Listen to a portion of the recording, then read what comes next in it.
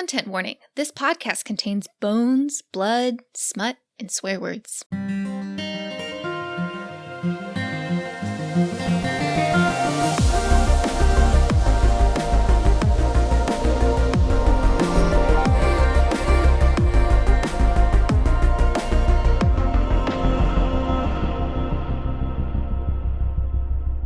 Before we get into the good shit this week, we wanted to remind you that we have a Patreon. For just $1 or $2 an episode, you get extended games, brand new content, access to our notes and murder boards, and much more. So if you would like to contribute to Hannah's attempts to identify new species and name them after TLT characters, you can head to patreon.com/frontlinefifth or follow the link in the show notes.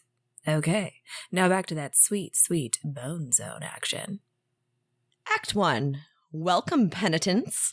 Hello and welcome to the Frontline Fifth, a Locked Tomb podcast where a couple of delightfully naive teacher's aides explore the Locked Tomb series for the first time, while a couple of dried-out bone witches cackle over how little they really know. We're currently reading Nona the Ninth by Tamsin Muir, and this week someone broke down the door before we could even start chapters 11 and 12. I'm your host, Hannah, and frankly, I think pancakes are overrated. It's eggs or nothing, Brooke. Blech.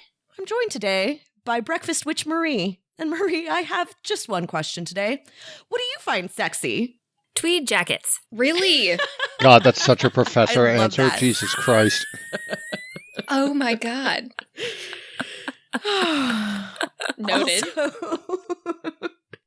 Also joining us are sweet little naive newbies, Brooke and John. Brooke, John, what do you find sexy? I think people single-handedly building houses is sexy. Yeah. John? Are you elaborating? No. Everybody agreed. I don't think that needs elaboration. That makes There's sense no to me. elaboration needed. Yep. Competency, obviously number one. And number two, women who are more athletic than me. There it is. Check and check for wife. Yep. That's fabulous. I have to admit that was not as smutty as it hoped, but I think we can still fill our quota before the end of the episode. But before we get dragged off to a secret meeting, what did you think about these chapters? Oh my God, John, you were so right about Crown being Corona. Yep. I was proud Round of you of guys for calling applause, that as early snaps, as you did. whatever it is. Yep. Putting a point on the board for us. Let's go. That was so good. Winner, winner, chicken dinner. I found that these chapters had a lot of meat to them that we'll get into, but ultimately the thing that I walked away with is that everyone is way too chill about getting abducted. Can I just say that I've been conditioned by Tamsin that when shit goes down, shit really goes down. So when I read that the door basically exploded inward, I was like, oh no, here we go. And then, nope, we're just going to have a conversation. Like, sure, they get abducted, but I was expecting way more than that. I was expecting like all hell to break loose. And not that I'm disappointed, but yeah. Nona is such a funny narrator in that nothing is all that big of a deal, except for like the littlest shit. This is true. The things that send her over the edge are always like Pyrrha undermining hot sauce's cool name. Yeah. You know? Yeah, I love the sexy conversation. It's like one of my favorite things in these books. And I really enjoy the way that we just still, like, if you really, really dig, you can understand a little bit of like what's going on and like the political machinations and some of the background, things like that. But also you have to go back and reread it like 5 times to be like, the first read, okay. This was very definitely, Nona was so confusing the first time I read it because I just didn't even bother. I was just listening to it and just being like, you're what waiting happens for at the end? narrator to like clue you in on what's important and what feels Never going relevant, to. giving like body language, the way people react to like words. But she's never paying attention to like the words people are saying. She's only reacting to how people are like judging each other. Yeah.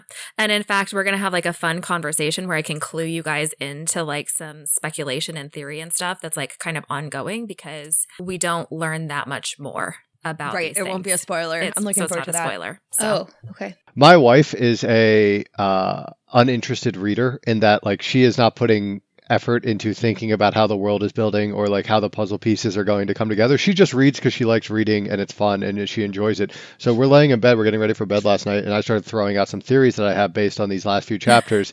And she's goes, like, who cares? Yeah, who's that? Who's that? Like, what?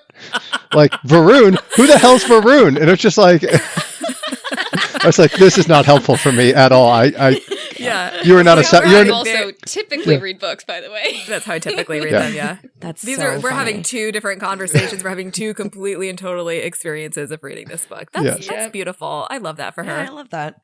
My big takeaway from these chapters, so there's a part a couple chapters ago where Palamedes says that like in another life he would have liked We Suffer. And I love We Suffer. She might be like one of my all-time favorite characters. I think she's fascinating. I think she's brilliant. Love her. I think she's incredibly thoughtful. And she's sexy, also competence. This is true.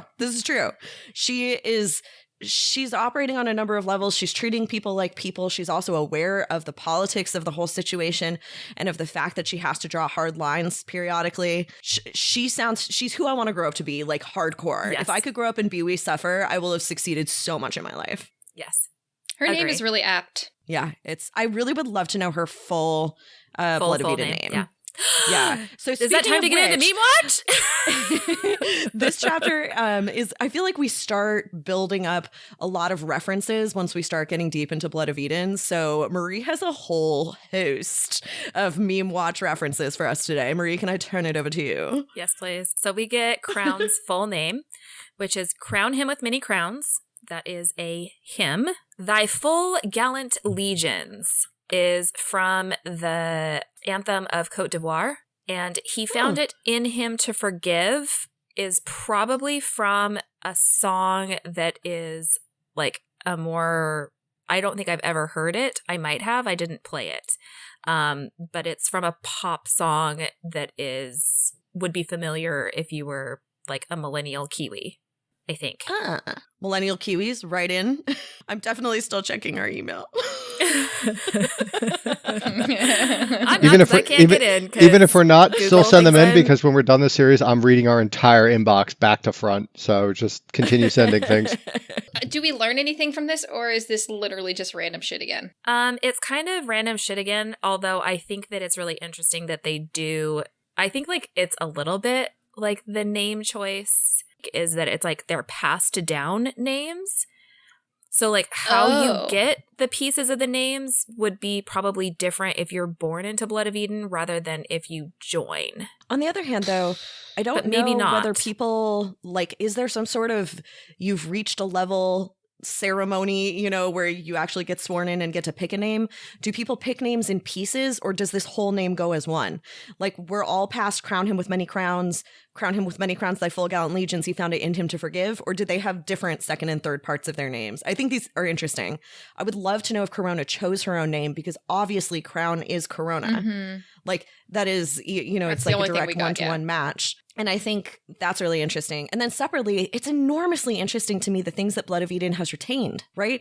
Like the fact that somehow national anthems are like one of the key things that has managed to be retained over this time, and pieces are being put in the names. There's often biblical pieces. It just tells you a lot about whatever literature they're drawing from and the kinds of things that survived over time and the kinds of things they revered without understanding what they meant. Yeah. And I think that he found it in him to forgive, I think is interesting, because I think that this song, and I got this off of a Reddit thread. The song is talking about like a girl like cheating on a guy, and then he's like picking it his way back up kind of, and he found it in him to forgive. I find that kind of interesting in terms of her name, but yeah, I'm not sure if it means much more other than Crown Him with Many Crowns is like very obviously it's close to her other given name. Yeah, well, and maybe that last bit is that like related to Ianthe, like hopefully forgiving her. Anyway, okay. We don't get We Suffer's full name, but we just get We Suffer and We Suffer. Certain translations of how do you say that? Is it Aeschylus? It's Aeschylus is Agamemnon is like the play, but Aeschylus is the author. Yeah. And the full line I think is interesting in this particular way, if you're translating it this way, is we suffer and we learn. Mm-hmm. Which I think is an interesting counterpoint to the fuck off great aunts telling Gideon and Harrow suffer and learn. And Gideon saying, when do we reach omniscience? Yeah. And I think the full quote is something like, justice turns the scales and we suffer and we suffer and we learn. There's like the whole piece is very, very interesting. And you're absolutely right. It's a direct reference to suffer and learn, which makes you wonder, is that just like Tamsin really enjoying drawing lines? Or does the ninth house also retain some of these? How many of these old biblical allusions and these old like poetic allusions survive in the 9 houses? Perfect segue to the next things. Because Ctesiphon and Troia and Antioch are all ancient cities. So Troia is Troy. Ctesiphon is, I think, a like Fertile Crescent. Antioch, I don't remember where that one is, but they're all old, like ancient cities. Antioch is what the 9 houses also calls it. So who named Antioch? Did 9 houses name it Antioch? Did Blood of Eden name it Antioch and they're just using it, right? But like, okay, that's where we're starting to get.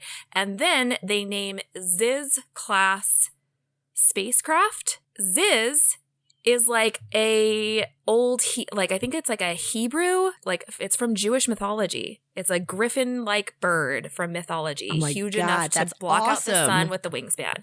And Ziz is coming from the houses. The houses call that. So like, where is this like crossover and like the references that Blood of Eden uses to old ancient Earth and 9 houses, where like Blood of Eden is like, this is old ancient Earth, or like where we came from. And the 9 houses are like, oh, this is just terms we use and they don't have a reference. Like they're divorced from the original reference. They don't have the context. But even more so than that. Yeah. And there's 2 different layers of ancient. Well, I guess in the context of 10,000 years, 2,000 years, it's not a huge difference. But like those things are ancient to us already versus 10,000 years removed from Earth. You know, Eminem is ancient.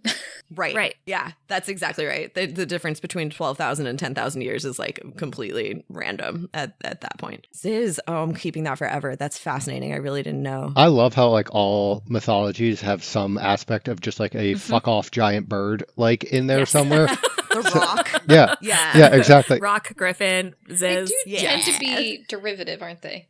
In their mythological creatures. Yeah. This is not a unique thought at all, but just like how dragons came out of what is likely dinosaur bones or giant lizards. Like there has to be a giant bird somewhere in the ancient. Like, just like at some point, a human got picked up by a giant bird. I think somewhere in our history. This is not quite a meme, but I just do think it's really funny. Is like the trope of the very hidden knives, like the character that has so many knives that even when you pat them down, you can't actually find them all. And I love that Camilla is this character for us.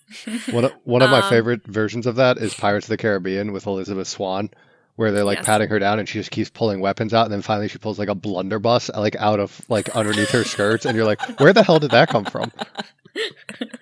Yes, I love this. I love this trope. I love this meme.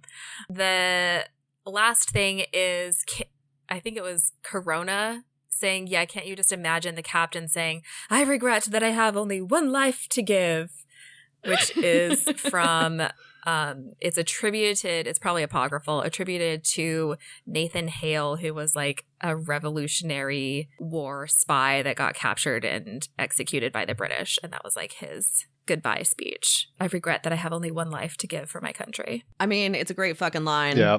Do you guys think about what you want your last words to be? Because I haven't come up with anything cool yet. Well, let's move right on to Kiwi Corner. I do want to say that pikelets, which is what they have for breakfast, are kind of like mini, kind of like silver dollar pancakes. We talking like this big? I think we're talking like 2 inches across diameter. Is the Australian silver dollar different than the American silver dollar? Is there, or are we referencing American currency? Okay, you know how there's shrinkflation? There's also pankflation, where pancakes have gotten bigger over time. People really don't realize this, but it's been a pretty constant trend. So that means maybe they were once silver dollar sized, but now they're like, you know. Yeah, in my head, when Nona's getting through 1.5 pancakes, I was like, all right, that's a pretty good amount of calories. But if you're telling me they're tiny, then... Yep. Or, then we're back to her taking 4 pieces of cantaloupe or whatever. Yeah, or have we been IHOP brained by America and we're used to like these giant fucking pancakes? Because these look really good. I'm looking at these pictures. These are fluffy and thick. I kind of like them. Yeah, they're more like the Korean pancake. Like they're a big, huge fat. Souffle. Yeah, they're like a little souffle pancake. Robin likes to make pancakes that are the size of his cast iron skillet. Like it's unreal. It's concerning. So, shall we move right along? Let's do it. If you could all hold still, BOE will tape your hands to your sides, and just please try not to throw up on the floor of the car as we drag you off to Nona the Ninth, Episode 7. The clock starts. Act 2. Landmine People.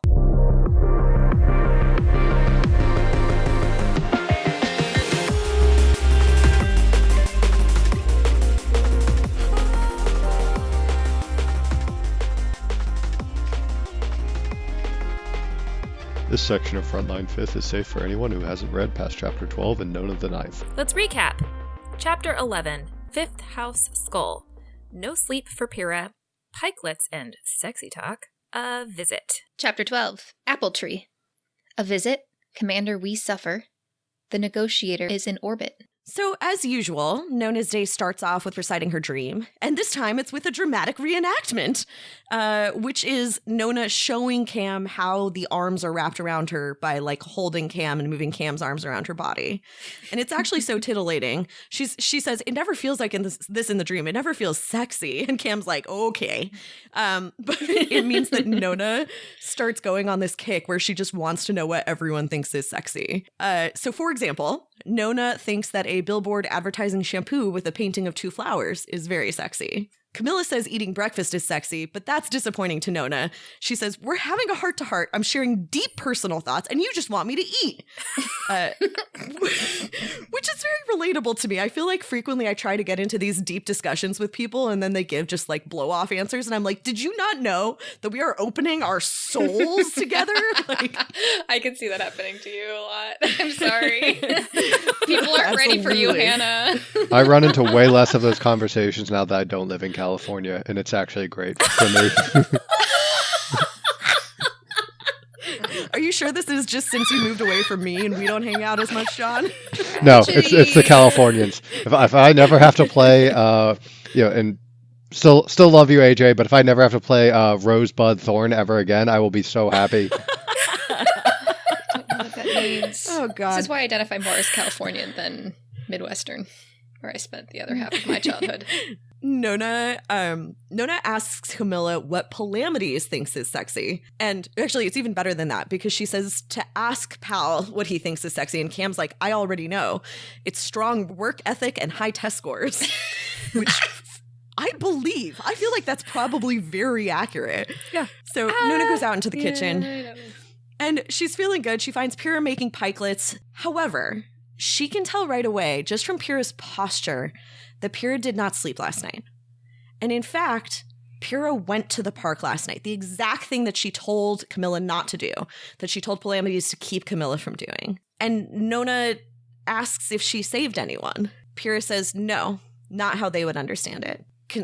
With respect to Cam and Pal, that, like, Pyrrha went to the park, and she saved him. What she's able to accomplish is not the way that Pal and Cam understand. I'm assuming that she shot them before they burned to death. That's what I'm That's assuming. what I think, too. She always Yeah. says there's always somebody soft-hearted in the crowd. There's always a softie in the crowd. Yeah.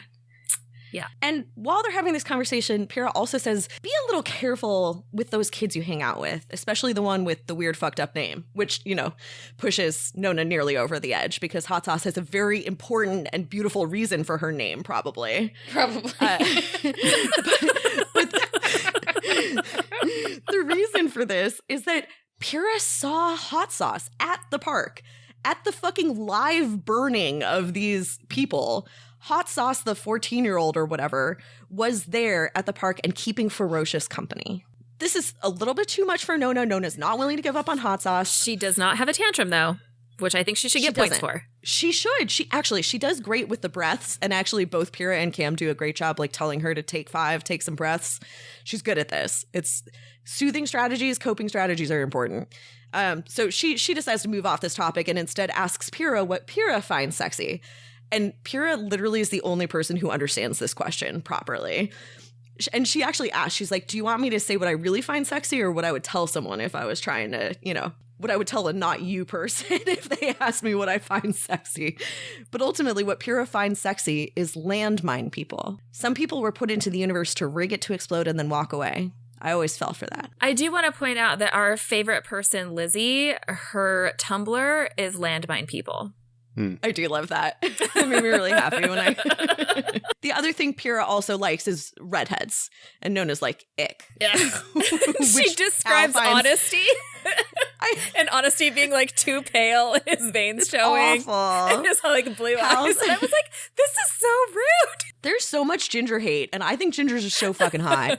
I can't tell you. It depends on the type of ginger. The type of ginger that honesty is, no. Other types of gingers, absolutely very hot. My very thing is sexy. that honesty is 10, and I feel like that's the main thing that you can pull over 12 Yes. or whatever. I'm like, I can't do anything I with don't this. know. There's some people that never, and this doesn't go just for redheads, but there's some people who like don't ever seem to grow past looking like they're always kind of 10 and slightly grimy. Sorry. To all This is true. of our Those people ginger exist listeners, you're everywhere. all beautiful, all right? Even if You you are. look slightly find like you a 10-year-old hot. redhead. It's cool. Yep. Just remember that Pyrrha finds you hot, and that's really all that matters. I get that. Yeah. So Calamities finally comes in. You know, Nona asks him, and he says, those little outfits nurses wear. That's what he finds That's sexy. definitely his ask. That's what he tells other people to be impressive, right? Thing. Yes. That bummed me out so much, actually. I was like, Calamities, how dare you not answer the question with your usual thoughtful, like, introspection. No, but I think that it is like not untrue. I don't know. I also... Nona doesn't There's a talk. part of I think me it's a that true lie. answer. I think it's also possible that Pal is ace, and that would be fine. Like, it's, you know, it's possible he doesn't totally understand what sexy would mean. And he understands what appealing is and romance is and what, you know, like, it's hard for me to imagine Calamities having sex is what I'm trying to say. Maybe he actually just like little nurse outfits. Because, yeah, you're right. Nona doesn't clock it as a lie. Also, what are these little nurse outfits? Are we saying that over 10,000 years, the trope of the imaginary nurse outfits that basically never existed has managed to sustain itself? What do you mean never existed? They did exist. Not in the way that they're like Halloween costume? sexified, Yeah. You, know? You mean the one Yeah. that's just below the crotch level? Yeah, but I don't think that's what he's referencing. I think he's referencing like Actual the nurse very costumes. like actual nurse. I like- want it to be like white Scrubs. dress. Yeah, I was going to say Scrubs. Yeah. Scrubs would Scrubs actually I be could funny. see. Scrubs would make sense for me for Calamities, actually. Like, he likes people who heal But that's a people and he little likes outfit. people who think. Again, No, that's he's the little definitely- outfit that Okay. nurses wear. I don't know. Okay, All right, anyway. well, you know, all of this is fairly moot because they all sit down, they're eating breakfast, and as they're sitting there trying to make their way through another pikelet on, you know, Nona's part, someone breaks down the door. Bam! Very aggressively. I recognize that it is hard to break down a door not aggressively, but there's something about this that reads as very aggressive to me. Yes. In the background, my dog is having dreams, so if you can hear that. That was really cute. Oh. Baby, you're It was perfect timing, actually. She has nightmares sometimes, and then I wake Aw. her up. You know who's not waking her up? Blood of Eden, who has come with 6 armed mercenaries, basically, to collect Camilla and Pyrrha and Nona. Luckily, as Burke pointed out earlier, everyone is pretty, like, used to being kidnapped on a semi-regular basis. I think there's Nona says something about like they've drilled for this even better than they've drilled for gunfire at the school. In which case you're like, yes. this is a grim fucking place. Yes, Bleak. with their I feel like other- Yeah. There's a life in the day of Pyrrha where she's just repairing the door frame like every week or so when they like Yes. are constantly kicking in the door. Yes. This is why Pierre's hot. I could totally see them offering Blood of Eden a key, being like, bro, like you can knock, you can use the key. Can you stop fucking breaking down the door? But anyway, so the drill is basically you hit the deck with your hands up and you wait for Blood of Eden to drag a black hood over your head and tape your hands to your sides. Pyrrha gets an extra bonus. She gets handcuffs and tape, and then they all get bundled downstairs into a car. Yeah, so this also just like goes to show how little they know about actual lictors, Yes. 100%. which is I wild think because that's they've right. interacted with quite a few actual lictors. But not in antagonistic ways.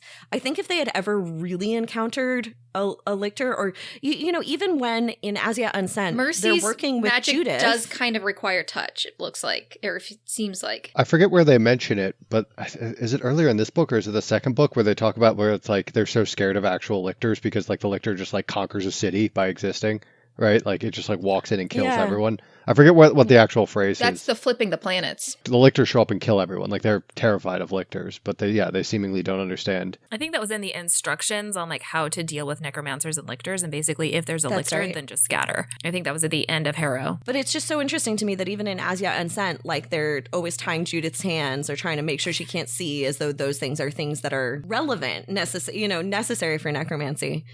But in any case, Nona's like, I'm going to be late for school. Blood of Eden does not care. They get bundled into a car. Cam and Nona have to lie on the ground where the seats are. Pyrrha gets put in the boot or the trunk of the car. And they get brought by a whole winding route to a place that they don't know.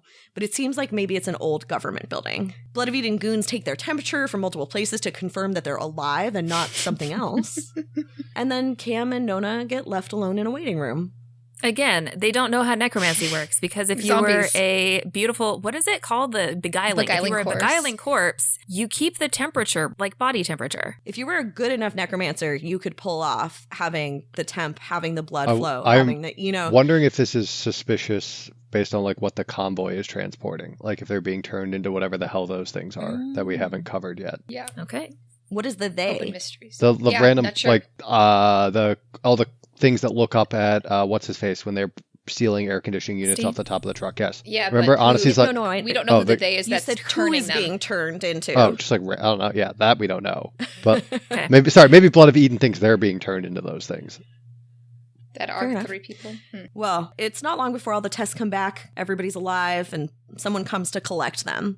And who should it be but our old friend Coronabeth, formerly Tridentarius, now crown him with many crowns, with a gun holstered at one hip and a rapier in a scabbard at the other, and a smile just for Nona.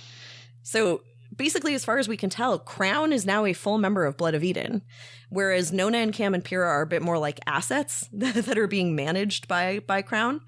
And they're, frankly, mostly treated like bombs that are about to go off. Everybody has been collected this morning for a little unofficial conversation. We Suffer, who is the commander of Blood of Eden's Tesiphon wing, needs to meet with her Troya cell, which is basically Crown and our 3, main characters, because shit is starting to go down. So there is a lot that happens in these conversations. Please jump in anytime. I tried to add in things that I thought were important, but there's so much background information. Wouldn't that make Nona Helen of Troy for doing this whole like Troy thing? Well, Crown is part of Troya Cell as well. Talk about a face that launched 1,000 ships, man. Yeah, but they're all fighting over Nona, right? I think the more interesting thing is that Troy takes you immediately to Trojan Horse, which makes me wonder who is the secret weapon on the inside. My favorite thing I saw this week was the Trojan horse and never look a gift horse in the mouth give very different things on what to do when you're given a horse. You should always look a gift horse in the mouth in case there are Greeks inside.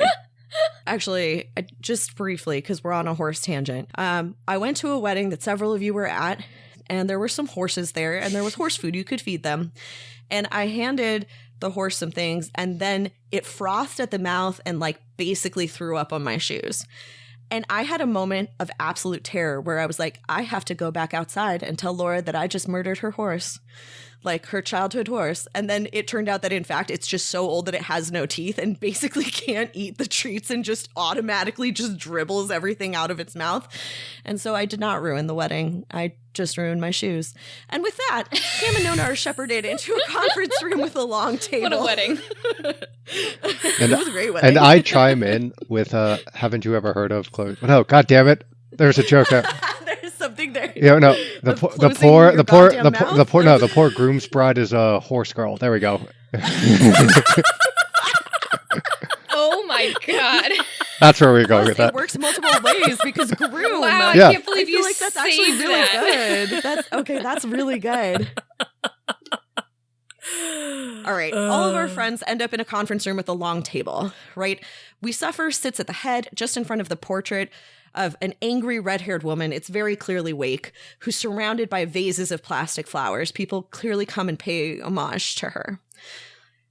We Suffer is there with a bodyguard, and both of them are wearing these kind of crazy combos of masks and goggles. It turns out that that's the BOE uniform is an insane conglomeration of, I'm imagining Venice, plague doctor masks and welding goggles and gas masks. And, you know, it seems like We Suffer Surgical may even just be wearing like an N95. Or, yeah, exactly. Like, it's all over the place. So We Suffer's bodyguard has 2 machetes. I can't not say it that way because I'm obsessed with that movie. Strapped to their thighs, and some kind of voice modulator that makes them sound like a robot beehive. I also really Nona like that. thinks the knives strapped are very cool, and Cam has told her it's very clearly not cool at all. Like it's very so stupid. dumb. Yeah. It's very By the way, I agree with. I think the bodyguard is so fucking the bodyguard is every definition of try hard in a way that just makes me completely crazy. And the fandom loves her. I love the bodyguard. I really do. Mostly because of how much I hate them. But also my whole response is an eye roll. Oh yeah, no, that's why. Okay, we'll get into this later. I love the Okay, we can get bodyguard. into We it. learn more about the bodyguard, and we can talk about it then.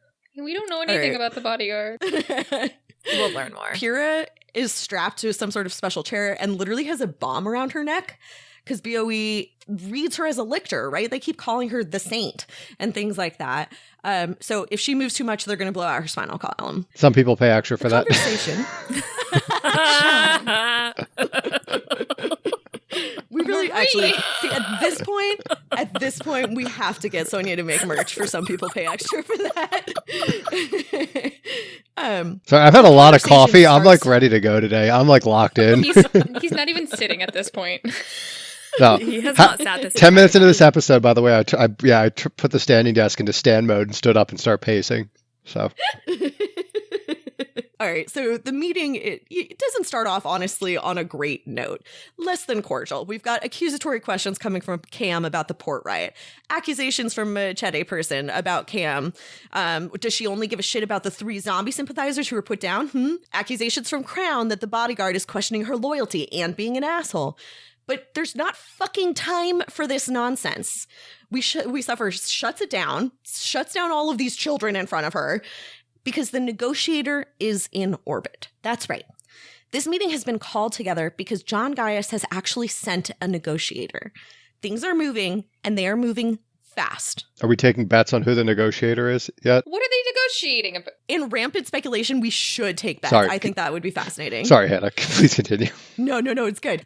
It also is like, it's very political, right? I feel like the 9 houses always treat BOE like they're one cohesive group, but they're not. There's a lot of factions.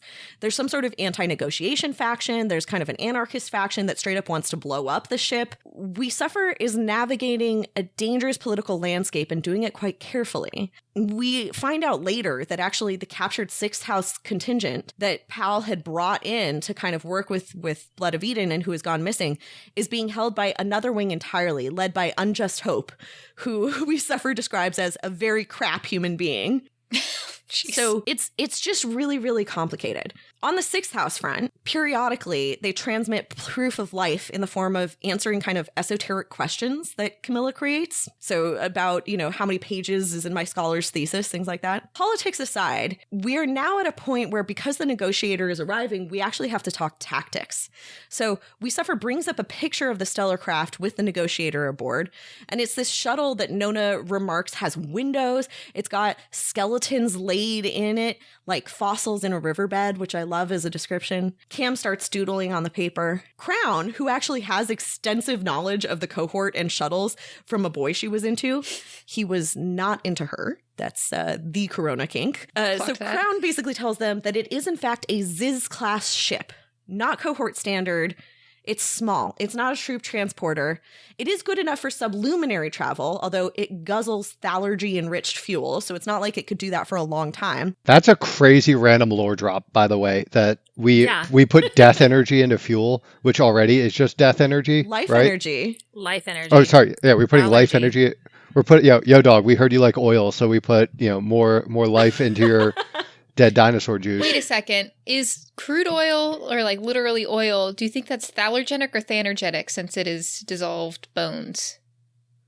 It's got to be thanergenic, right? It has to be thalergenic because it was thanergenic is like you killed the thing and then like held agree on with to that Marie. power. I wonder if That she's just talking about thalergenic oil. is like just like recycling earth like recycling that energy, right? Like you didn't kill it and then like scoop the death juice from like the moment of death. Although like that's not It's, like part of a human natural bodies process. they say are always like have a little bit of the energy from like the microbial death and cell death. So maybe it is thanogenic.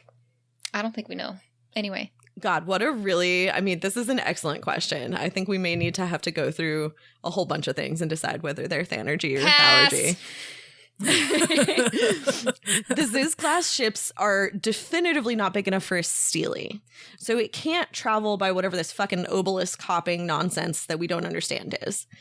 This begs the question, where the fuck did this craft originate from? Like there's no way that sublume travel with fuel could get it there. And then back, and it's not big enough. Yeah, and it's not big enough for a Steely. So if it just popped up, how? Yeah.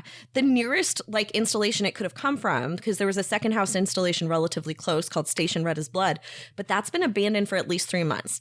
So they say explicitly either this shuttle is derelict, it's like just been drifting for an infinite amount of time, or it dropped through the river. The other big question is the one that John asked, which I think relates to it dropped through the river, right? Who is aboard this ship? What are the circumstances under which you could actually get someone there with this kind of technology? If there's necromancers aboard, they should be fucking frothing at the mouth because of hive exposure and blue madness. Yeah, none of this makes sense to me. I'm surprised that you have even hypotheses about who's on there, because everything just doesn't seem right to me. All the options that I can think of. Well, and also, like, we didn't see, like, just necromancers drop through the river. We've only seen lictors alone. Lictors do that. Mm-hmm. So, like, and how the hell JG could it have gotten himself. here? Yeah, Yeah, this was the whole like magma thing where like basically your average necromancer would not even survive dropping through the river. Yeah. But we also know lictors are susceptible to hive madness. Like anybody on that ship should be either insane or dead. And I don't think that you could like there's this idea that maybe you could like be in the river and like so that your cav was popped out if Ianthe had been sent, for example, but like she would have to be in the river right next to Varun, who's in the river. So You're like, totally right. These that are doesn't really make great sense points. either. Are we about to meet a new lictor that we haven't met yet? Like, that happened in the last 6 months? Yeah. I guess, maybe, yeah. We've lost a lot of lictors, Shit can and happen. God was making more But lictors. even still, I think once it's they JG got himself. there, once they got there, they would be crazy. No one other than JG could do it. I bet he doesn't get hive madness. Or it's Babs. We already know that he doesn't get hive madness. Or it's Babs? Yeah. No, but like I said, then Ianthe would have to be in the river to have gotten them there, but then leave Babs on the outside, and she can't so just they're be not sitting going in the crazy. river with Varun right there. The other question is, how does this move up the due date? Because the whole reason Nona's being kept there is that they're trying to get her to a point where they figure out who the fuck she is and whether she has power. And BOE has exhausted the ways, and they are very, very low on the means. The other factions are demanding to know if the Lictor Project is even going to work. And the answer is mixed. There's been wonderful progress in that Nona can answer a question in full sentences and put on her own clothes in the morning in the format of Worm with Problems. But she's not yet what they hoped for, right? Whatever they're hoping for. Yeah, this always seemed weird to me too, but I think that they're just hoping for a pet lictor, somebody with lictoral powers I that think so, they too. can boss around. In what world? But that brings up this whole conversation, right, that happens next, that basically, I think you're right, Marie, that Blood of Eden wants a lictor that's totally on their side. And they think about it as though lictors have been essential allies to them in the past, right?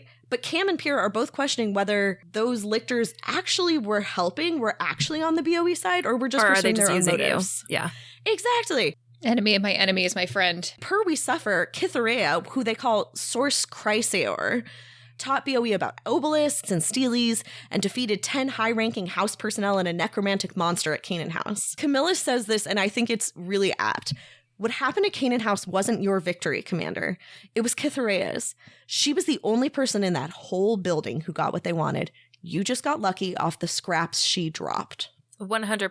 Kithurea was not doing any of that to be working with BOE. She just had BOE help her out, like, however it was, like, helpful for her, which I'm unclear of, like... Yeah, obviously we don't know exactly how these interactions all played out. We only see, like, this one clip in the past book where, like, Mercy is showing up on... some planet. With BOE, yeah, and, like, and helping cure Jody and then giving advice and stuff like that. But like, it is wild to me that they could have walked away from these experiences with the idea that a lictor might be controllable and not that a lictor was just head over heels, way out of their league powerful and is going to do whatever they fucking want.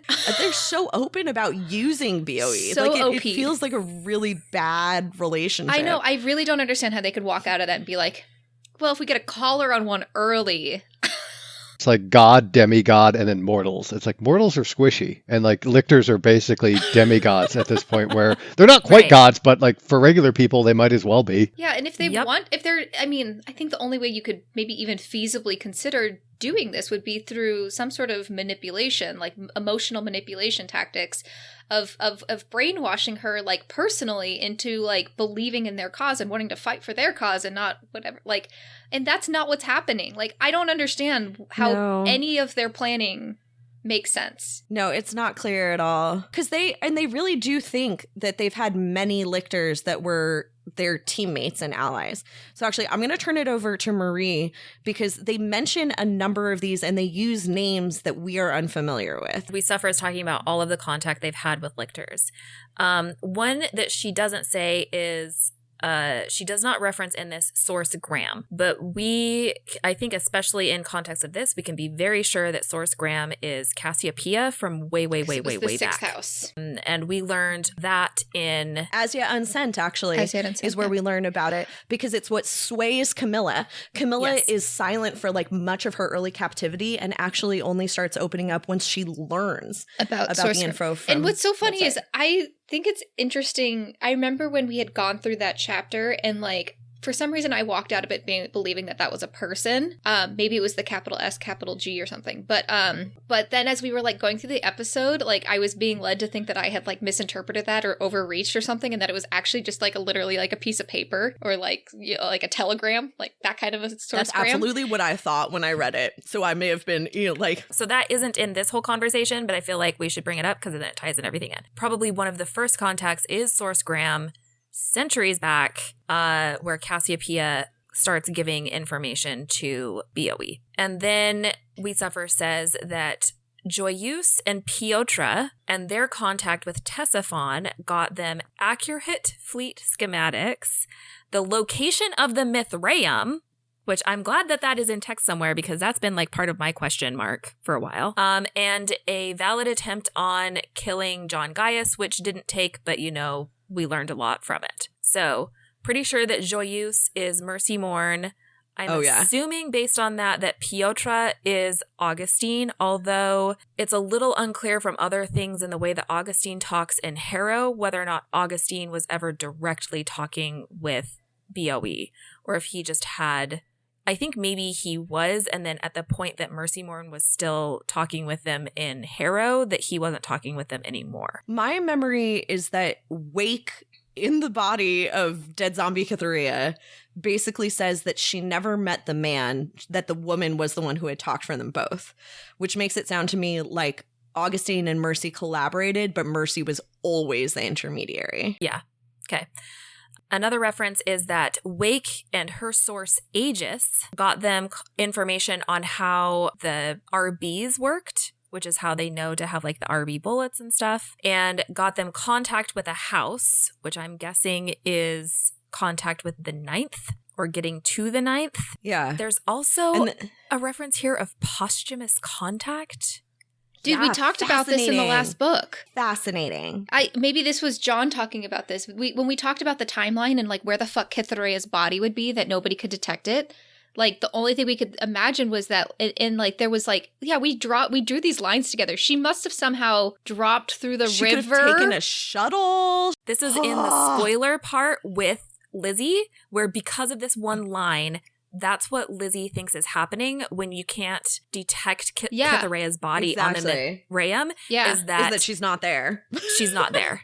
But that Wake took Cytherea's body and made contact. We've talked about timeline before, and I don't think it makes sense to me that they were traveling like through space, in the normal space-time continuum versus, because I think they were just way too fucking far away, like at very early, and this could be one of those bullshit, like, what is it? You've said that Tamsin has like doubted herself on like how many keys or something, like right. like I that think there could just be there are something where sometimes it's like it fudges. It's fudged. It's possible that there are things that are not precise and we're reading too much into facts, but like the very beginning, they talked about the Mithraeum being way fucking far away from everything else, especially the houses, and the way they traveled was through the river, and that's how they got there so fast. But if nobody else can travel through the river, how is anybody else like making contact, blah, blah, blah, blah, blah. But everybody else has months to months get there. Is not enough. And It needed years. They needed years. They said 5 years. Even by Staley, it was 5 years. If you were in the houses. Yeah, but everybody was coming from the first house. Like, BOE was at the first house, Earth. So but they have a Steely. Everybody. But it was 5 years by Steely. It didn't make any, like, the timelines don't make sense unless you can travel through the river. Know. But, which we already talked about, like, Mercy could have just lied to Nona, and that's the reason that they dropped through the river and went super far away to get to wherever BOE was. But I don't see how the rest of BOE and the Mithraeum, like, ever comes in contact. Whatever. Maybe there's just a little fudged fact in here that we're like reading too much into. There's just a little bit fudged, yeah. But the other option would be that Kytherea's body, which is a lictor with a revenant soul in it, has the ability to drop through the river. I love that. And then I think it's a very cool is idea. It's an interesting new option for who is negotiator, although that's probably not the case. No, I think that's actually very, very interesting.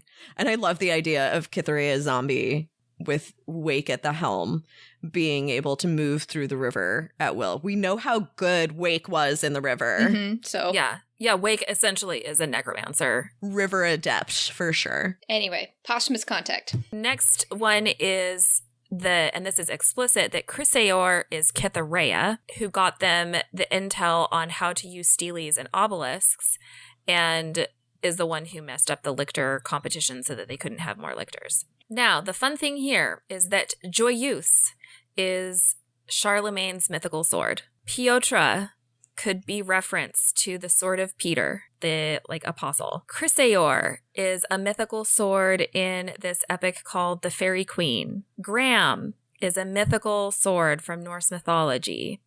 And Aegis is a shield because the source was not the lictor. I love this so much. The other half, the cavalier. I love this particular theory. Who the fuck names them? I think this is so interesting. I just want to close Tamsin. out on, they're having this whole conversation about, and we're realizing how many lictors they've interacted with, which again is like, there were only 8 lictors, y'all. And of them, we have confirmed contact from with 5. Yep. 5. And it's very possible so that the other there's that. 3 had already died by the time Source Graham shows up. Right? Possible. You're all of these are really good points. But I think the other piece of this conversation that we haven't talked about is the moral one, right? I mean, so from We Suffer's perspective, Kytherea really helped them by stopping all of these new lictors from rising because lictors are unthinkable foes. She says that basically when a new lictor arises or arrives, the clock starts and another home is taken away from us. Our grandchildren, perpetual nomads. And at the same time, Camilla is sitting there being like, anybody who thinks that murdering a couple of 14-year-olds was a good thing, that murdering a couple of 14-year-olds was like the right tactical decision and was the moral choice, is not someone who cares about whether Nona is a person and is cared for, is not a good person. And I feel bad because I can see the whole shape of it, right? Like, yeah. I think it's a pretty fucking horrific. No winners. That exactly. I don't remember why this came up. The tragedy of people care more about the one person that they know, like the 1 or 2 people they actually know, rather than thousands being affected somewhere else. So the tragedy that happens to your one person that you know weighs more than the tragedy that affects millions. Yeah, when Isaac and Jean-Marie were sent out to indiscriminately slaughter rebel forces. Yeah, Isaac and Jean-Marie have names. The millions who die because of these planet flippings are too it's too much to conceptualize. This is so true. And I would argue that even beyond that, though, the real fucking cruelty is having created these structural systems that require a 14-year-old to be in that position anyway. Exactly. That the situation is such that you should never have had to make this decision. It would be okay to make the decision between killing a bunch of people who were like, we're fine with murdering all of these refugees versus not, rather than ever having to make that choice about 2 kids who literally are just trying to live their childhood and, Okay, be Crown. good for their family. All right, whatever.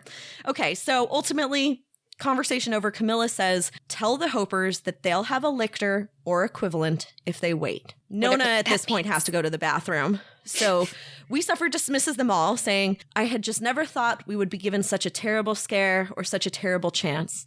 I wish for Blood of Eden to fight, and fight beautifully. Dismissed Tessaphon 3, Troy SL. I didn't particularly love We Suffer until she said at the end of this chapter, in the end, all of us are people who need the bathroom. It's a good insight. This thing, she's like, Nona is not just like this magical bullet. Takes what she's not a thing. Ever Camilla just said and goes, I heard you. I do see that is a person clearly who at least needs the bathroom. And this is actually, one of the things I really love is Nona loves We Suffer, or at least likes We Suffer, partially because We Suffer once gave her a candy and told her to keep at the mission, Nona. That's what it is. Treated her like a person who had agency rather than treating her like a tool that they were building. Also, I think one of the things that really increases my love for We Suffer is Moira Quirk's accent for her is like this very lovely like French accent. Keep at the mission, Nona. Ah, yes. At the end of the day. Wonderful. That sounds French African. We are all people. Kind of. I don't know. I mean, I'm not doing it justice. All I'm saying is that part of my love for We Suffer is because of the Moira Quirk. It's Moira Quirk. I feel you. All right, well, people, it sounds like the negotiator will be here any minute, so we better get going with our game. Interstitial. Assume the worst, ignore the best.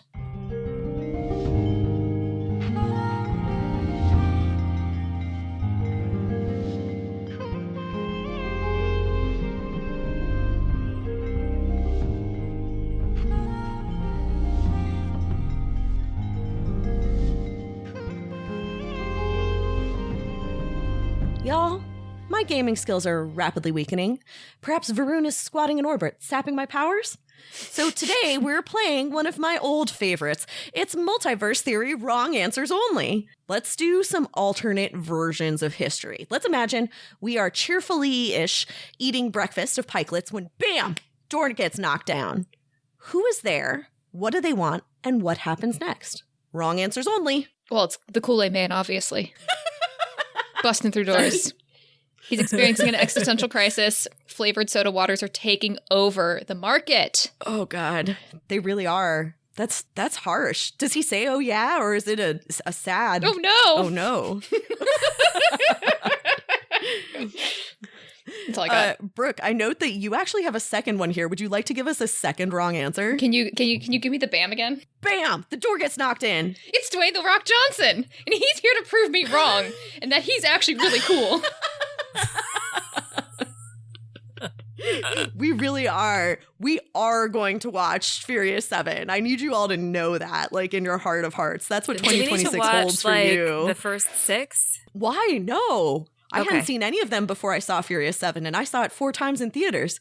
Oh my God, you did not. I did. Why? Well, because at the time I had one of those movie pass things and popcorn wasn't $17 a bucket. So that's probably why. John, what's your wrong answer? It's the elf SWAT team from the Santa Claus. Muzzy barked and spooked the reindeer. And unfortunately, that knocked Santa off the roof. And so now I must become Santa Claus. Straight up fucking murdered Santa? Well, okay. Santa Claus SWAT team. Marie, do you have one? You got to get the bam. Ready? Bam! The door gets knocked down. Or your emerald. It's Noodle! And that's all. That would be ideal. He just had really solid patents on. Sorry, we should have ended with Brooke and John because mine is oddly like just bizarre, but it's all I can see in my head. Bam! The door gets knocked down and It's a stampede of odd hoofed animals, six-legged hoofed animals that have made their way into the building and are just charging through the hallways willy-nilly. And so it's Nona and Pyrrha and Cam literally standing on the table amid the pikelets, just like trying not to touch anything as they charge out the window. And Pyrrha goes, and Nona goes, I'm going to be so late for school. And that's it. Hey, you wrote a whole story. Of course. Excellent. Let's just do one more. So it turns out it was BOE after all, and they take us hooded and bound to their secret base. Crown leads us down the hall into a room where we find Noodle! Jesus Christ. You fucking dork. I hate you so much. I can't believe I didn't see that coming. I'm so mad I didn't automatically assume. Ugh. No, in fact, Crown leads us down the hall and into the room where we find what, John?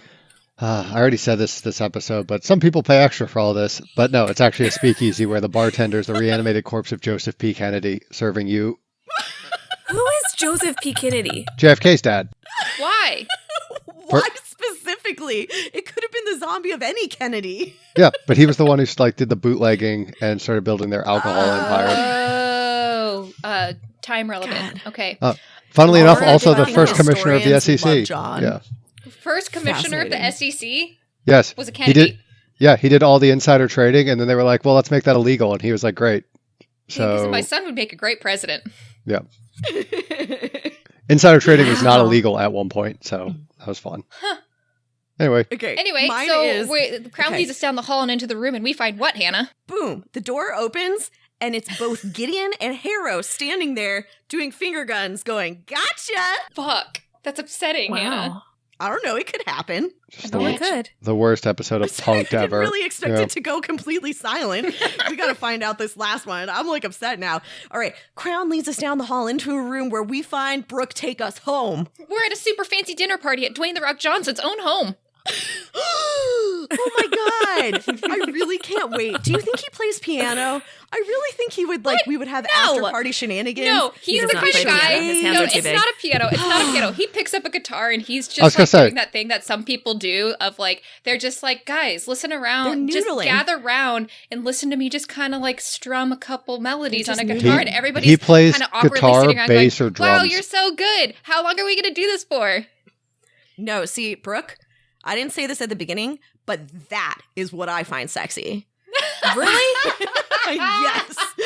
Anybody sitting noodling on a guitar, I'm like, I could stay here forever just drooling. Like, Ew. Anyway, I give it here's 3 Wonderwall. minutes, 3.5 minutes, normal song length, and I'm like back to my conversations. This is not a party thing. and with That's that, like ick, actually. we'll get back. With that, we'll get back to reality, sort of, because it's time for rampant speculation, and I'm looking forward to it. Act 3. Serious ill omens, even if there was pikelet mix. Brooke and John aren't just great at befriending dogs, they're also brilliant conspiracy theorists. So, Brooke, John, what the fuck is happening? My biggest thing that I do not understand is what the fuck this negotiation is all about. What are the motivations? Obviously, like BOE, they've got like things that they would love to negotiate with the House for. Although I'm not sure like what they're negotiating for. Like, are they negotiating for the planet? Like, what are they going to get out of this? And then I can see a couple things that BOE has that the houses might actually want, right? Like, going to be Nona in Harrow's body, assuming they know that that's where it is. Maybe Gideon's body. They seem to have Gideon's body. But, like, is it something that, like, the houses would actually come negotiate for? Like, is that what's going on? And how come it's taken 6 months to get here? Like, what the fuck is going on? No, I asked you that. Do the houses still think that it's Harrow? Like, do they know that Nona even exists, or do they just think it's Harrow, like just being held captive? We don't know agreed. that. Don't know. And now, I don't think the 6th house, like, which they're treating as negotiating tools, like, I don't think the house gives a shit about all these 36th house people. 15, whatever it is. It's a lot of necromancers, right? I Yeah, feel but, they like, probably they got want enough. the necromancers back. They're just necromancers. Yeah. Lictors. I think they care about lictors. Yeah. Oh, does God just want Gideon's body back so more of his DNA isn't out there floating Mhm. around? I think that's a huge possibility. But I don't know what the house knows. I don't know. We don't know enough about what happened leading up to this to be able to, like, I feel like logically understand what the interfacing powers are here. And it's driving me nuts. The negotiators in orbit. We were expecting this. What? Anyway, there's stuff going on in the wider setting. So you talked about the convoy. We're in like this old government building. Like BOE is dressing to be super anonymous. They're in a, like this government building that they don't hold. So like even outside the houses in BOE, we're now starting to hear about like some sort of like old local government. I don't know if this is like part of the convoy, if that is like a militia that is a governmental militia. There's like these mercenaries for hire. Like there's a lot of different angles we've been exposed to that kind of like started getting synthesized in this chapter. I kind of read it as like this is an off the books BOE meeting, so they didn't want to do it in BOE territory. It's like in a abandoned place somewhere. But BOE is not the everything. government, right? Do you think? No, I'm assuming the government was the house, and then when the Varun shows up, like we get into this weird civil war type, or like brewing. So you don't think there is war. Another government force? I think there's probably remnants of the old government, but I imagine they've like abandoned the government buildings. Which is the house. Yeah, which is the house. The like houses. But so the houses, yes, we know that the houses like support these other planets, these non-necromantic planets. But where does the convoy fit in? What is the convoy? No idea. We don't know. The convoy is very interesting and also something that we know basically nothing about. And I think it's related to like references to the militia, which I guess militias are typically extra governmental, right? Is that how it's usually used?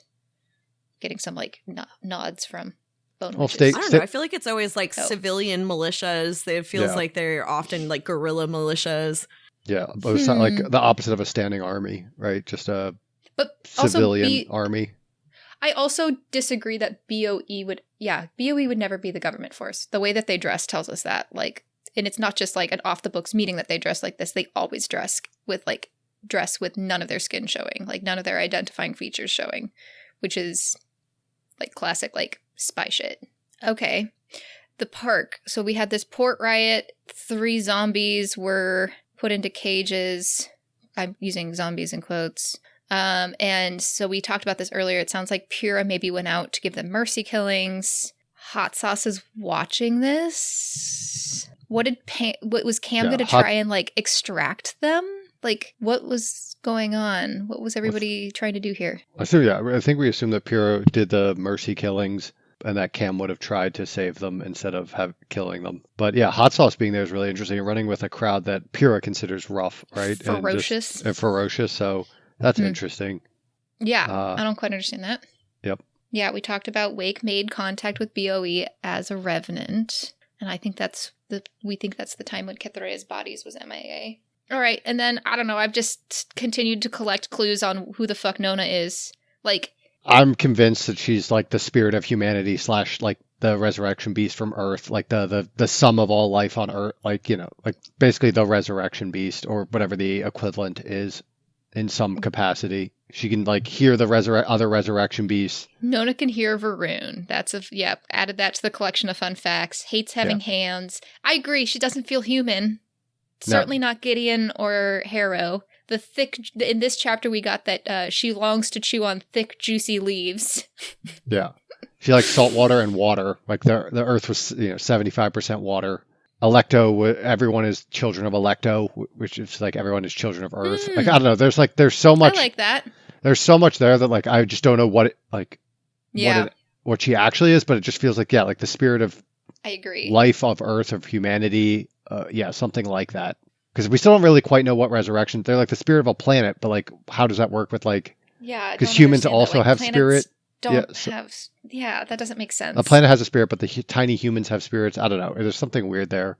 And then a revenant. We were described at the beginning of Harrow that a revenant is a collection of like a planet can have a soul, and it's like the collection of microbial life, even. And you're like, meh, I don't know if I like that. You don't think microbes have souls?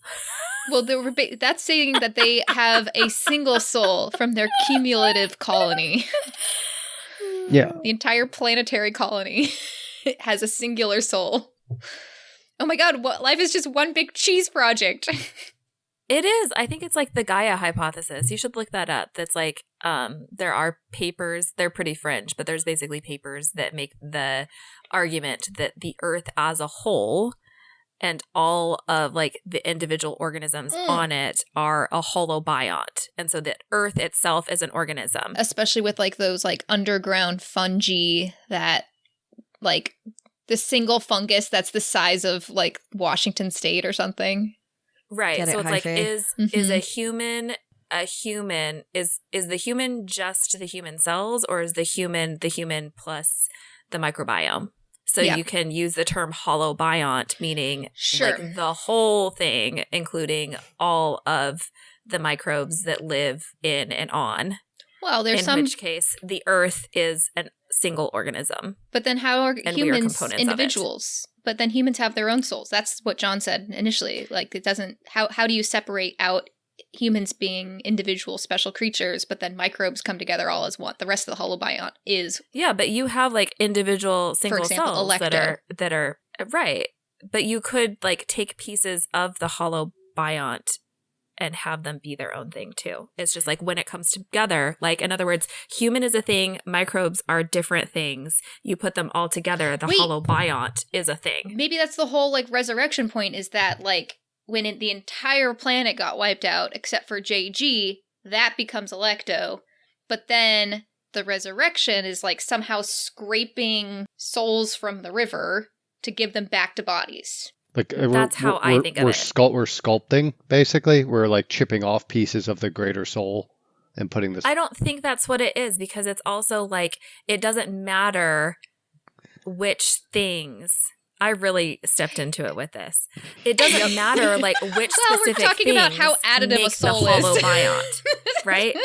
Like if you take some of my microbes away, it doesn't mean that you are less of a soul. A hollow. It doesn't mean that there's less of the holobiont.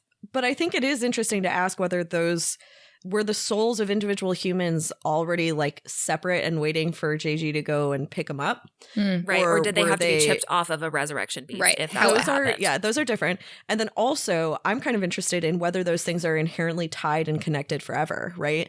Like, are the souls of individuals always connected to the soul of Earth as something that they were once part of intricately? Yeah, we've talked about this a little bit, where we think that John is kind of seeking vengeance on all the people that seemingly abandoned the planet and left it to die. So yeah, I mean, I guess there is some type of connection, right, to like humanity and Earth and everything else, and it would make sense because Nona still is understanding people speaking languages that didn't exist on original Earth, right? She understands all languages. She understands people not born on Earth, but like the descendants of Earth. I don't know. There's something bodies, something there. It's I don't like yeah. She sees the lips move differently. Like yeah. She doesn't like being a human, but she understands humans to like an nth degree, which is there's something there. We don't know what it is yet, but it's there. Parts. Yeah. This was a fun conversation. We should have more holobiont conversations. After this book is over, we should do some serious speculation before we start Electo. Did you want me to send you the Gaia hypothesis paper? Go wild. Well, I can I can come back at your Gaia hypothesis and tell you that cows cannot exist without their microbiome. Precisely. Seriously? Right? Holobiont. You cannot have a germ-free cow. Nope, not It's possible. impossible. That's actually fascinating. They rely That's on their You can have microbes germ-free to- mice, but also they have issues.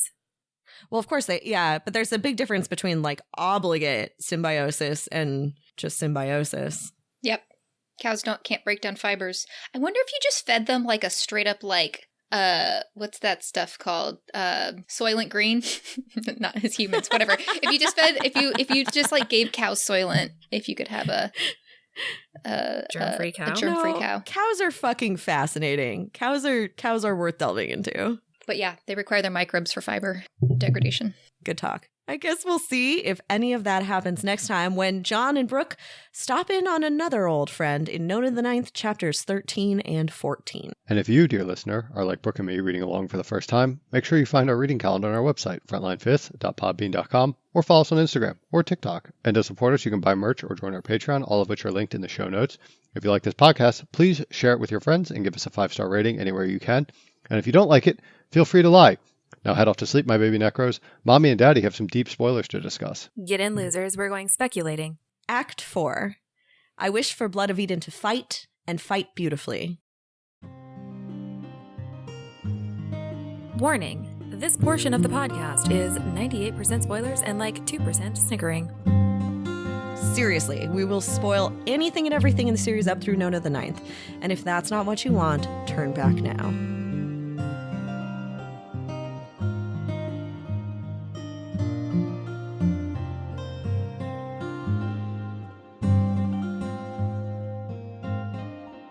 Oh, but we got so much. Cows! So we're gonna More cows!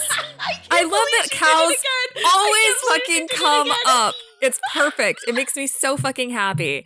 Also, one more thing that got said that I was like, where on the shuttle, they said, I think it was Brooke, said, everybody is either insane or dead.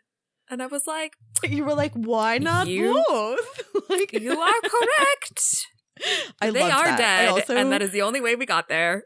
It's just my favorite thing that we managed to get such a lovely, brilliant newbie who works with cows, which was not intentional. I had forgotten that that's like such a huge part of her One works with cows, job. and one is named John. We had such a fucking fun time trolling them, and I can't imagine that there's a way that they will be able to troll us like this in Electo, but it would be nice if there is. I hope for them. I really do. I think they would enjoy it thoroughly. All right. We're going to tear through this because it's already going to be kind of a long episode. All right. First off, Skull Watch. The first chapter this week, which is the one where Nona's asking what everyone finds sexy, and Pyrrha, went to the park to give mercy killings, is a fifth house skull, and I've got nothing. The only thing I can think of is that she has to take 5 breaths. The only thing. This is the first one where I'm like, I've just, fuck all. Okay. All right, good. We'll just move straight on from it. I do want to say, in terms of Gideon, Harrow, Electa, Nona kind of soul melange, this is actually the chapter where I saw Gideon the most. Yes. So I actually think that Nona thinking Pash's like machetes are really cool. It really reads as Gideon, like feeling like someone looks badass with their cool weapons. Mm-hmm. And then all of the reactions to Corona are in this Gideon voice where it's like, as per usual, she looked great. Like it just doesn't sound like Nona. It sounds like Gideon to me. So we know who Nona is, but I really do think that these connections are there and are being built in. Oh, there's so much to talk about with Crown.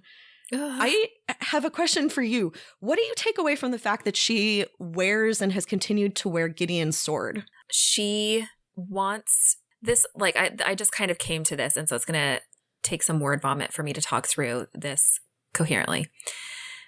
She wants what she can't have, and she wants what other people have. And the moment that she actually got it, or it was turned to her, she would refuse it.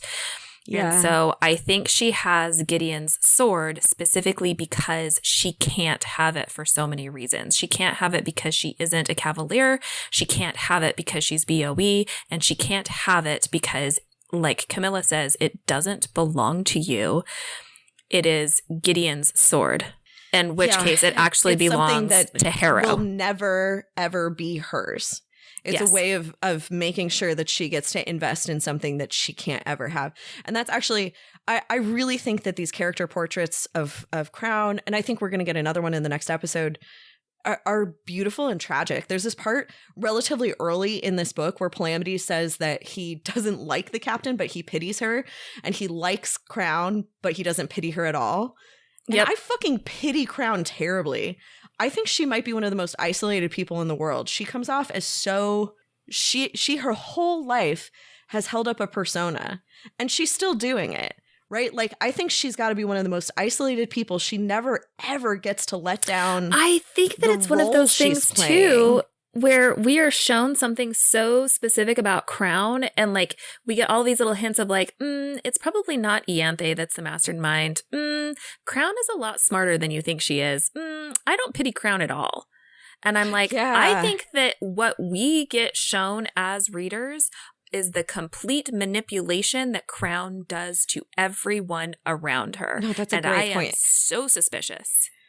It's so efficient that she's actually such a brilliant actor that she's managed to fool absolutely everyone. And for me, it's even things like she talks about knowing all this cohort stuff because there was a boy she was into who wasn't into her.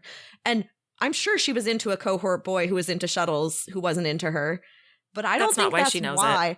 And that does not explain the detail that she knows. Like she, you know, you just wonder how many of these stories she builds up to make sure that you never think of her. You never think of her as having her own agency. You never think of her as being smart or clever, or putting the pieces together behind your back. I really underestimated Crown so much on the several readings that I did of this. And more, I think she's one of the more interesting characters, and I think she's incredibly brilliant and potentially dangerous. Speaking of potentially dangerous, my new obsession is, what is Pyrrha hiding? Because there are a number of times in like recent chapters when, you know, so Crown says something weird here. Says, it's not like you know the whole picture either. Camilla says, she isn't hiding anything. And Corona says, you don't believe that. And Cam goes silent, right? Like, is it possible that Pyrrha has some sort of other ulterior motive? Absolutely. I can't understand what it is yet either. Yeah.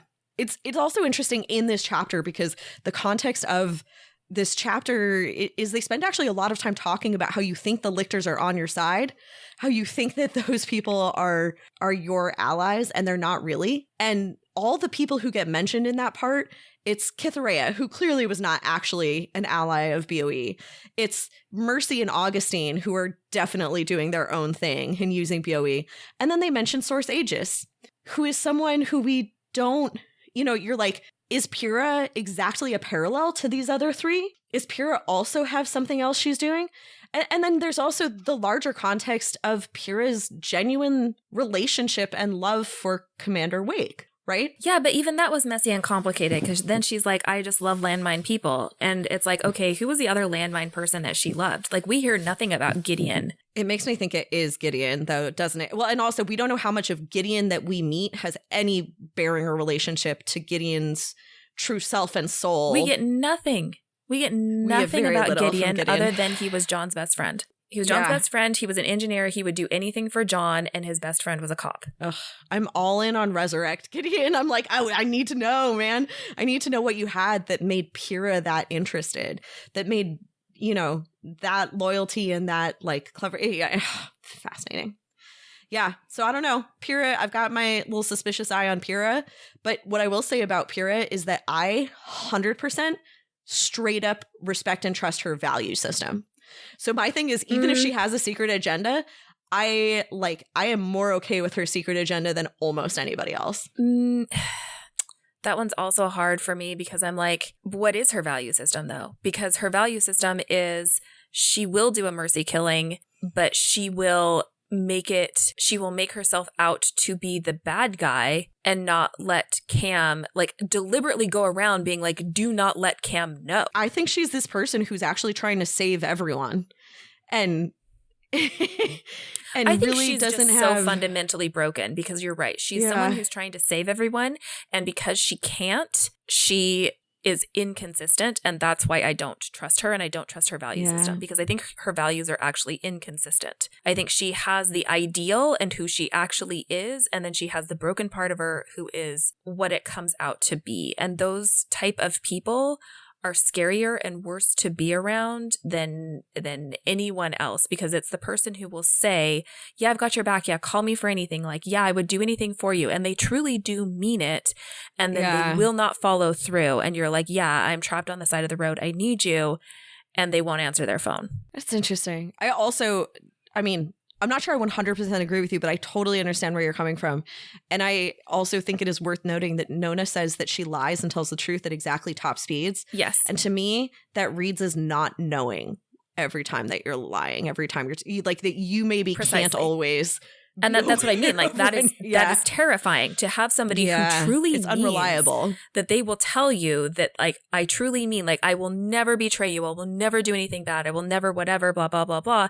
And then all of their actions will put them in a situation where they will absolutely betray you in the worst possible way. And so it's not inconsistent. They were never lying to you. And also they were never telling you the truth because all of the actions meant that they are going to do the exact opposite thing of what they told you. Well, and I think Pyrrha, so like the only reason I push back on that is that I really think Pyrrha is a person who, like, is completely aware that she can't save everyone and yet is going to try and save everyone because she kind of can't help it. And right, but that means that she's going to say something and then her actions will make it so that she can't follow through. No, I'm with you. I'm just saying that I think that the other piece of this is that Pyrrha will also always do what she thinks is in your best interest, even if it's not what you want, what you asked for, or what is in your best interest. Yep. Well, let's move right on to the most important thing, which is that I really just, Pash does nothing for me. So bored. We talked about this, but like it cracks me up that Pash has any love in the fandom, because I'm like, if Pash had been literally excised from the entire book, I wouldn't have noticed at all. No, she doesn't have to be there. But part of the reason that I am so invested in Pash is like, number one, I think it's hilarious how much like the amount that Nona is so obsessed with Pash, and true. Pash is so like freaked out and like disgusted by Nona. Like that interplay is hilarious. The fact that Pash is like so much like giving bravado, like giving like she's the unlikable, like immediately unlikable, like worse version of Gideon. Yes. Which is funny because they're probably related. They are related. Like they're 100% like they're cousins, right? Like in some weird way. You're right. They're cousins. Right. She's like the more bravado, like nasty version of Gideon. Oh God. Which is hilarious because she's actually truly it's the exact same Gideon thing, but like you're not in her head. And so she's actually a softie. All of this bravado, just absolutely obnoxious, says the worst type of shit. Nona has immediately like just the biggest crush on her, which is so funny. She's just like, oh, she's so cool. And I'm like, no, she's such a like poser. Like she's such a poser. So hard. She's oh my God. Such a try hard. And the thing that I desperately want is a showdown between Pash and Kiriona. I want this in Electo you're winning so me much. Over. You're winning me over. I like think this is hilarious. Or for them to become a buddy cop duo would also be really cannot. There's funny. No possible way they can be like they are going to hate each other immediately because that's why they are same person, up. different font. God, I love it. Okay, I'm all in. I'm writing that fanfic. Okay. Okay. Glad I could sway you. This is the other thing I wanted to mention, so I had the hardest time throughout this whole thing, both writing it and talking about it, saying the word Camilla. Because it's not Camilla. It's not Camilla at all during like any of this. And it's really, really obvious. So they put on the sunglasses right away. I think that's interesting. But from the beginning, there's like 30 different instances where they talk about how Camilla is being still. And one of the first things we learn is that Palamedes holds still and Cam is always moving. Exactly. She doesn't respond to Millie. And then there's certain like kind of like cadences in the way what happened at Kanan House wasn't your victory commander. It was Kitharia's, is like a very pal cadence. Yes. And he's the one who uses people's titles and stuff like that. That said, that's all true. I'm still really interested in what Palamedes is doing during this whole part. He's like writing and doodling. And of course, Nuna, that's Noodle and Nona together. Nona and Noodle both cannot read written language. That is a thing that they cannot do. Mm-mm. So when Nona says that there were 3 squiggles in a tiny heart, that easily could be actual useful letters. We also know that it's not obvious enough writing, because at one point Pash like leans over to see what Pal is writing. So it's got to be something innocuous, but he's taking notes in some way. I think he's probably drawing like a schematic of like how the spaceship could have gotten there, or like what could be on it, or like interesting, like what's in it, or like maybe a schematic about like something later. Maybe that's what it is. Yeah. I do like your thing here that the 3 squiggles in a tiny heart could literally just be like Cam loves Pal, like C loves P, or yeah. It's just Dulcinea with a heart around it. It also could be like a little squiggle that is like a little doodle or a cartoon or something with a little tiny heart to like make Cam laugh when she comes to and sees what he's been drawing. That. Sorry, that if you're going to pass notes in class, you should commit and have a good time with it. And I think they would. Which, speaking of passing notes, there's like this brief thing about the 6th house proof of life. And if I were in like their situation and I was allowed to come up with the questions for proof of life, there's no way I wouldn't be doing it to pass messages. It would not just be about having esoteric information. It would be a way of transmitting knowledge. But I have no idea what these things could possibly mean. There's like very specific in the response, there's a lot of numbers. I count 6 days, 7 hours, and 46 minutes since the last recording, which could be actual just specific information, but it also could be useful numbers. The article title is Heteroscedasticity and Viscous Models for Long-Term Data, which is a meaningless string of words. Viscous models of long-term data. Yeah, but that sounds exactly like to me, I'm like, oh yeah, that sounds like when I've had to read like theory papers on genetics. Do you know what I mean? Like papers written by like biophys majors. Yeah. Like you got a biophysics degree and then you got a PhD in like biology doing genetic stuff, but all theoretical genetic stuff. And then you're writing papers about it. And I'm like, this is what happens when you let physicists do shit. Like, yes, they figure out a lot of stuff and then they can't explain it to the biologists. So the biologists are like, I don't know, man. I mean, 100%. So that's the thing. This easily could be legit jumbled jargon, or it could also be some sort of code. And because I am neither smart enough nor patient enough, I will never figure it out. But I just think that someday we will find out that these passing messages were meaningful. And if we don't, they always will be in my heart. Okay, sure. Last thing is that Pal in Camilla's body tells We Suffer to tell the Hopers that they will have a lictor or equivalent if they wait. And I don't think he's talking about Nona. I think they all know that Nona's not going to come through. So they're talking about Paul. Yeah. And it makes me so sad because the last set of chapters it was the last set of chapters, right? That we got the beach. Might have been 2 ago, but it doesn't matter. Ever since the beach happened, which is only a month ago, they've been like, okay, yeah, the end is coming.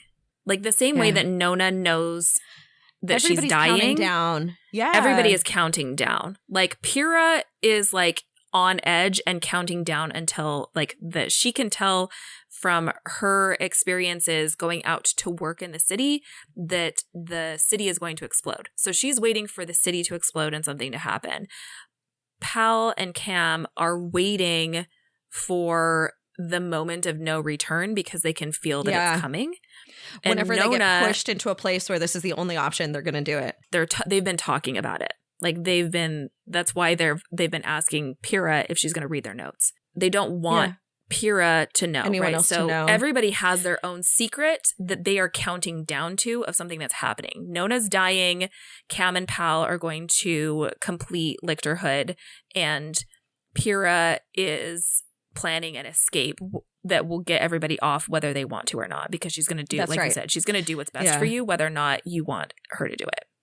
Yeah. So they are all together and incredibly lonely. Yeah, it's fucking devastating. Everybody, oh God, there's a part where Nona describes Cam and Pal as being separated by a matter of minutes. Mm-hmm. And I do think that just describes absolutely everybody. Like there's a lot of people here in proximity to one another who somehow are still just so far away and so deep in their heads. Act 5. See you next time, my little nunlets. Well, it looks like our meeting is over, so we'll be back next week to stop in on the captain in Nona the Ninth, chapters 13 and 14. If you want to follow along with us, our reading calendar is available on our website at frontlinefifth.podbean.com, and you can follow us on Instagram and TikTok, which are linked in the show notes. If you enjoyed this podcast, please tell your friends and give us a 5-star rating anywhere you can. And of course, if you did not enjoy the podcast, feel free to lie about it. We have a Patreon where you can join for access to bonus content every month. You can become a patron, and they're all as well coiffed and eloquent as we suffer at patreon.com/frontlinefifth. And you can check out our merch at our Redbubble store. You really should do it. It's fabulous. Linked in the show notes. Finally, if you have any fun theories you want to share with us, feel free to email us at frontlinefifth@gmail.com. And with that, I will just remind you not to unlock any tombs or enter any doors without permission because, ghosts.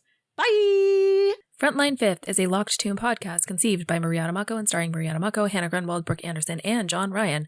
Our cover art was designed and created by Mariana Mako, who also edited this episode. Our fabulous music was composed and recorded by Blake Anderson. Sonia Grunwald designs our killer merch. Hot! Gorgeous! The Locked Tomb series is a completely dope-ass book series by Tamsin Muir, who does not know we exist and is in no way affiliated with this podcast.